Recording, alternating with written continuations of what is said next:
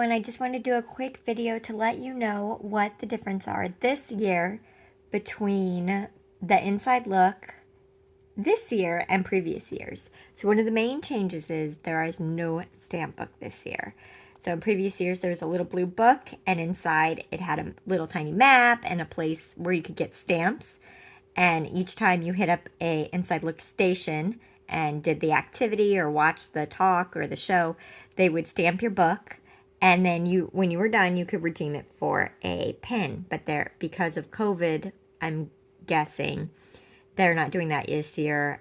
I mean, it costs a lot to print the books and the pins, make the pins, and hire the staff to stamp the books.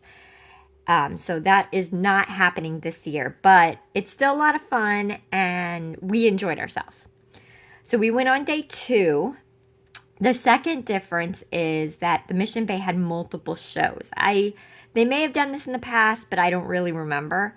Every half hour they had something different at the Mission Bay. We did the trivia show was at one time, and then a half an hour later they had an episode of their rescue show, and then a half an hour later they had an activity where you got to meet the cast of the rescue show or some of their animal rescue ambassadors. And so that was pretty cool. We didn't stay for all of it. We did the trivia show, and then we went and moved on because my son wanted to see the penguins. Another difference that we saw this year is that some of the inside looks are actually intros for the regular shows. I don't think they did this in the past. They may have, but I don't remember. It's been a long time since I've gone to the inside look, so I don't really remember them doing it that way. But we went to the dolphin show, and they said, oh yeah, the intro is like the first 10 minutes of the show. So when I went in there, the actual show started, and I was like, because it said 11 o'clock is when the show started, and then, and it also said 11 o'clock is when the inside look started, and somehow we missed it. I don't know what happened there. But for the orca show, the whole show at 12 was the inside look, and it was like longer. It was like 20 minutes or so. So just be careful when you're trying to make your plans. Go a little early so you can kind of figure it out. All these activities are timed, so be efficient, and it helps to plan what you're going to do and what you want to see, or else it's pretty easy to miss stuff. We didn't get to see all the inside looks this time, but I'm hoping to go back and see some more. I will post some of them at the end of this video, as well as probably in some other videos, because I don't want to make it too long. But I will say we did have a lot of fun. I really enjoyed myself. I always really love seeing all the animals and how they take care of them. It's really fun for me. All right, so enjoy the rest of the video. The Sky Tower got a new paint job. It's now a pretty gold color, but they're saying it won't open till summer at the earliest.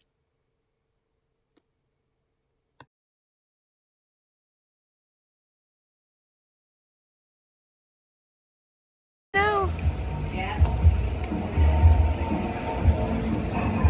He's playing with the snow.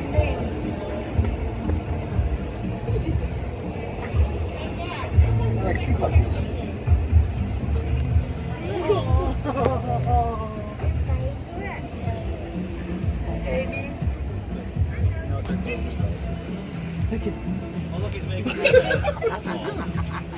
he's making a snowball. Yeah.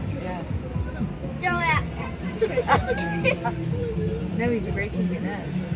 It's funny. He's making a pillow. He's seen it for something.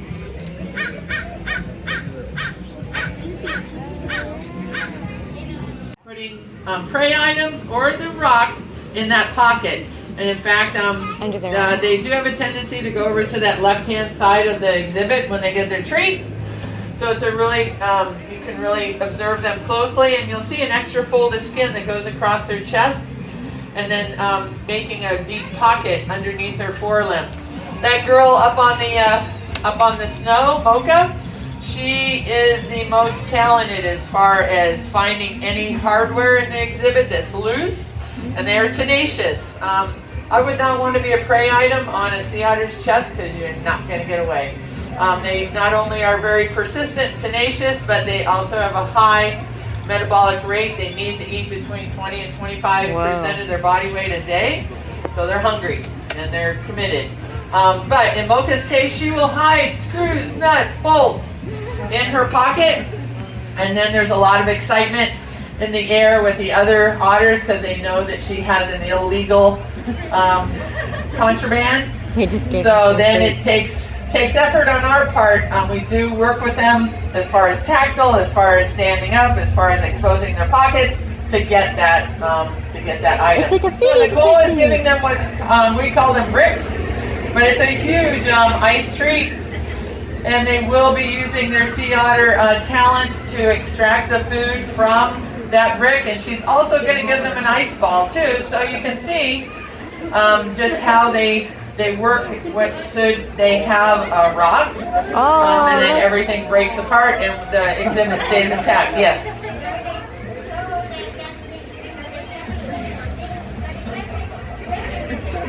Yeah, you're gonna. Yes. So go ahead and go watch it. Go watch it now. So there's nothing better than seeing it for yourself rather than explaining it. But yes, they're going to tap that ice ball onto the brick. On the brick, there's half a pound of clam and shrimp in that ice treat. And so they like it so much as an enrichment item that we have incorporated it as part of their diet on a daily basis. So let me do some introductions. We have 5 southern sea otters. They were all rescued as young pups along the central California coastline. The southern sea otters, their current population range is between Santa Barbara and San Francisco Bay. If you ever get a chance to see them in the wild, it's an absolute treat. These otters were rescued by Monterey Bay Aquarium, who just happens to be in the middle of their current population range. And we work closely with that aquarium. These animals, for various health reasons, needed a forever home. And so we're fully capable of providing that for them. There is a surrogate sea otter program where the stranded pup can be paired with an adult female, and then that female will raise that pup as their own. So this is a real treat. I'm going to go ahead and point out who is who. Closest to me along the window is Clover. She is 11 years old. And I've already introduced Mocha, who's the lightest colored one, way back in that corner. And you can see how she's using the rock work. Wedged way back in that corner is Pumpkin. She is 7 years old. Clover is 11. Come here, honey. Look. Mocha is 10. And then right next to... Here's our next inside look. Former whale. So penguins use counter shading to disguise themselves from prey.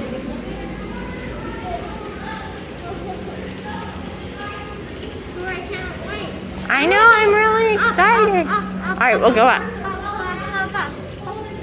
so we can hear her.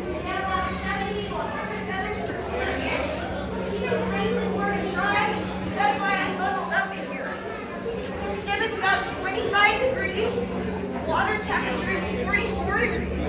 Very, very good. You guys came at a perfect time. So I'm going to show you one of the chicks now. Oh, there's the rookery. This is the penguin baby nursery. This is actually one of our young chicks. This chick is only about 25 days old. This chick came from an egg hatched under his parents. And the parents raised him for about the first 21 days or so. After that, like they were curious, they started to wander, try to find each other, they were friends. And the chicks start to wander. We bring them to our nursery here so that they can finish up, they can do hand rearing through us so that they can get used to us. And then once they get their waterproof feathers in, we reintroduce them to the colony. So this guy's got about a couple more weeks. So he's going to go back to the nursery right now. Go back with his other penguin friends. Here we go. There you go. Good job. But yeah, for the most part, the parents will raise the chicks, and then we kind of finish them up and start to wander from the nest. do hand feeding of fishes. So we'll have, hopefully, in another few days or so, many more chicks that we'll add into the nursery. And we also have 2 more eggs that we're hoping will hatch, I believe, in the next week. So the next week we might have a couple more Gen 2 chicks. Let's walk around over here, see what else we have going on. If you look at some of the embers, you might ask why their feathers are kind of so bushy and falling off. That's because it's ember molting season. So what happens with penguins is they go through what's called catastrophic molt. Once a year, they swell up, they lose all their feathers, and then they get brand new feathers in. And they do that once a year. And so that's what the emperor penguins are going through right now. And then once these guys are done with breeding season, these smaller penguins will also go through their molting season. So these guys are, some of them are just about finishing up, and some of them haven't quite gone through it yet. So that'll take a couple more weeks. Alright, I'll check in on Amy, see how she's doing over here. Everybody eating good? Everybody's eating good? Alright, so she's just checking in on everybody. Oh, I have right in front of me, this is Gilligan. Gilligan, you want to step over here? Gilligan is a Gen 2 penguin. Now, all the penguins kind of have different personalities. Some are friendlier, more inquisitive than others. And Gilligan is one of those. We kind of call her the inspector. She likes to follow us around, always see what we're doing. So that's Gilligan. Now the birds, if you look at them, they all have little bracelets on them. And that's how we identify them. Each color indicates a number. That's how we can tell who's who in almost 400 birds in the colony. So Gilligan, she's number 5021. But like I said, if some of the birds have different personalities, or if we kind of got really close to them, we can give them nicknames. And she's kind of bowing to me right now and making a vocalization. Now you can hear her. And she's basically just saying hello. So that's what she's doing. You might see her follow me around a little bit. Alright? Hey Natalie, thanks for sharing all of those penguin facts. Just so I know, you also have to get back to taking care of these penguins. Do you also mind if we open it up for some questions? Sure, absolutely. Does anyone have any questions? Your opportunity to ask any question. Yes, what's your question? I see that some of the penguins have a little bit of yellow on their cheek, on their chest. Why is that? Ooh, do you have a question as to why some penguins have some yellow on their cheek or on their chest? Oh, so those penguins, different coloration for the species. So some of the emperors will have that, and especially some of the kings will have that too. They'll have that bright yellow.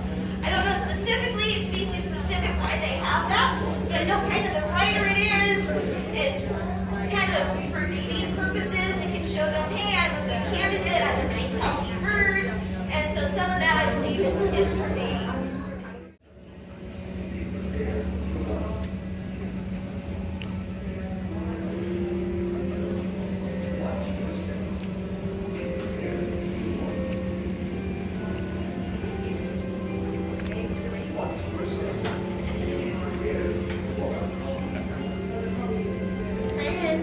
That penguin is getting covered with snow. Hello! Hi! Hello, snow person! So inside Wild Arctic, you go back like you're going towards the beluga whales, but instead of making a right, you make a left, and then they take you back to the water quality for the beluga whales. Did you know that there are over 13 million gallons of, wow. These are for salt water. These tanks? Okay, thank you. These tanks are huge. I have to say, Seaworld does a pretty decent job of hiding these tanks because I had no clue they were all back here like this. A few years ago, they had a water quality tour, but it was over by the sea otters and the dolphins. It's kind of crazy because I didn't realize all this was here. And then there's another one that was kind of back by the penguins where they have like their bird rescue.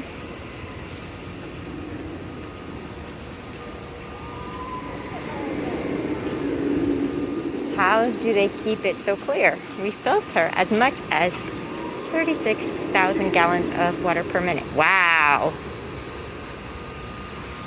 And I know there's also one over by the killer whales somewhere.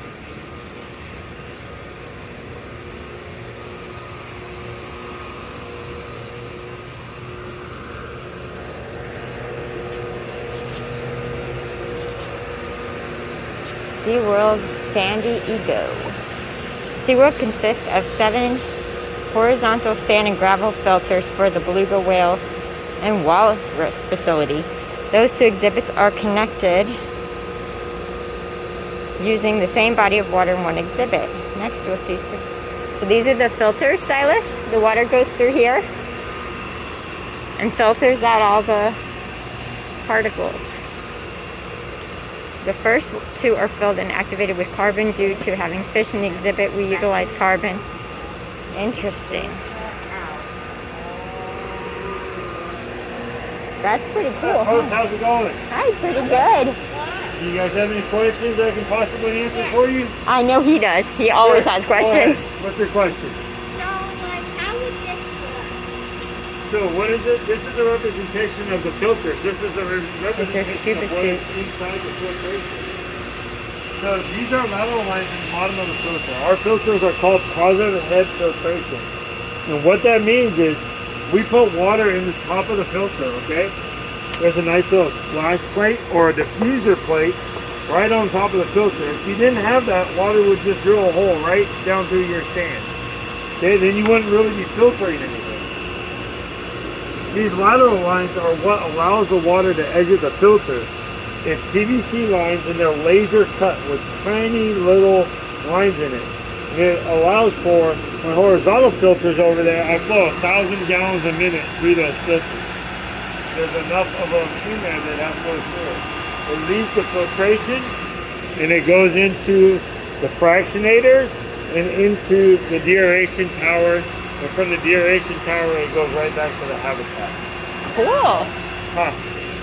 Why are there 3 different kinds of sand? So we use 5 different levels of media inside. This is a small representation. We use 5 of them. The reason that the fine sand is at the top is because the fine sand is going to be what catches all the fecal matter, the fish guts, the fish scales, all that kind of stuff. It catches it right at the surface. You know, we want to allow it to trickle down through, and that's what's happening. So you have that finer stuff up top, it allows it to slowly go through, and as you get down, the biggest size rock that we use is a 1/2 inch to 1/4 inch, which isn't very big. But that's on the bottom level. That would be covering these. Okay? Cool. Yeah. You got any other?